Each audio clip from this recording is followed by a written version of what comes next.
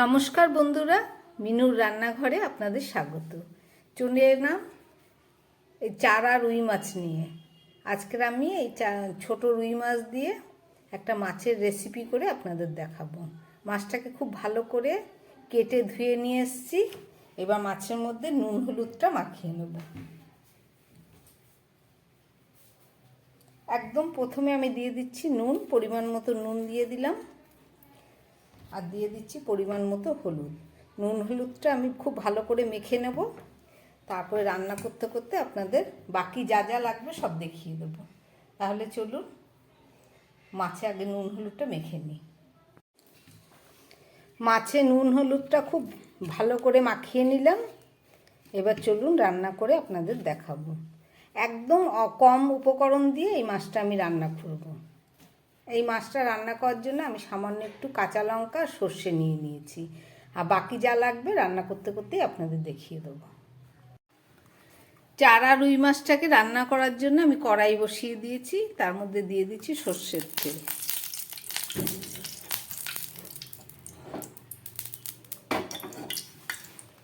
তেলটা গরম হয়ে গেছে, এবার এর মধ্যে দিয়ে দিচ্ছি কিছুটা পাঁচফোড়ন।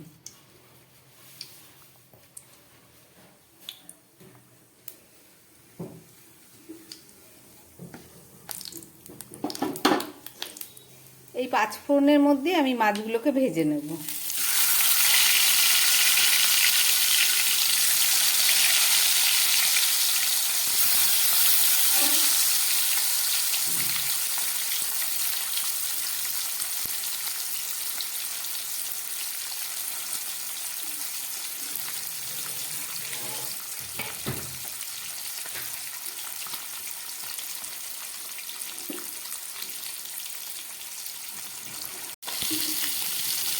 মাছগুলো প্রায় 1 মিনিট মতো এক পিঠ ভেজে নিলাম, এবার উল্টে দিচ্ছি।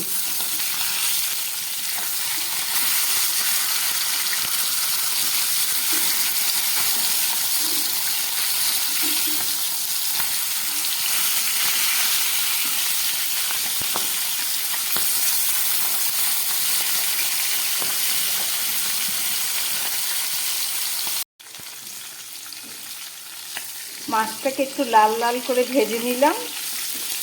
আজকের এই রান্নার মধ্যে আমি কোনো সবজি দেবো না, টমেটো, ধনেপাতা, জিরে, ধনে কোনো কিছুই দেবো না।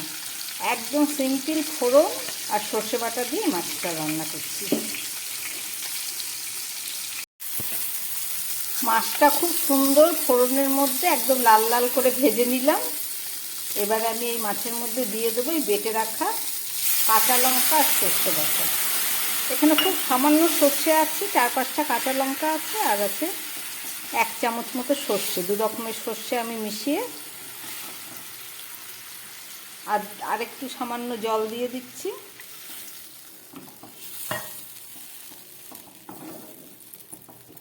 একদম কম উপকরণে রান্না করছি।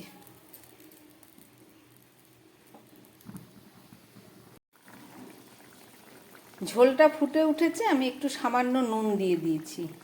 আগে আমি নুন দিইনি, মাছ ভাজার সময় যেটুকু নুন দেওয়া হয়েছিল।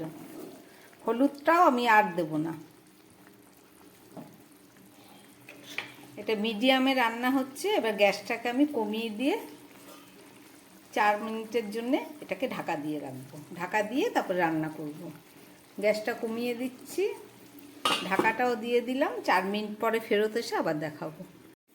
4 মিনিট পরে ফেরত আসলাম, এবার ঢাকাটা খুলে দেখাচ্ছি।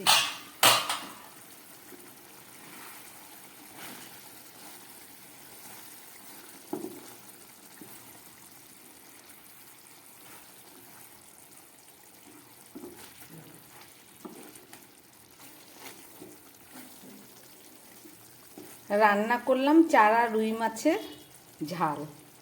রেসিপিটা আপনারা দেখলেন। এবার দিয়ে দেবো 2টো চেরা কাঁচা লঙ্কা। গ্যাসটা আমি বন্ধ করে দিচ্ছি। লঙ্কাটা দিলাম শুধু ফ্লেভারের জন্যে। 2 মিনিট পরে আবার ফেরত এসে আপনাদের দেখাবো। চারা রুই মাছ রান্না হয়ে যাবার পরে 2 মিনিট পরে ফেরত আসলাম। রান্না করলাম একদম কম উপকরণ দিয়ে মাছের ঝাল রেসিপিটা আপনারা দেখলেন। যদি ভালো লাগে আমার বানানো এই রেসিপি, তাহলে আমার চ্যানেলটাকে লাইক করবেন, শেয়ার করবেন এবং সাবস্ক্রাইব করবেন। সবসময় অনেক উপকরণ দিয়ে রান্না করলেই যে টেস্ট হবে এমন কোনো কথা নয়। একদম কম উপকরণ দিয়ে রান্না করলেও খুব ভালো সুস্বাদু হয়। গরম ভাতে খাবেন, খুব ভালো লাগবে। নমস্কার, সবাই সুস্থ থাকবেন, ভালো থাকবেন। একদম কম উপকরণ দিয়ে রান্না করলাম জ্যান্ত চারা রুই মাছের ঝাল। রেসিপিটা আপনারা দেখলেন, আশা করি আপনাদের ভালো লেগেছে। এইভাবে রান্না করে খাবেন গরম ভাতে, দারুণ সুস্বাদু। একদম কম উপকরণে রান্না করলাম।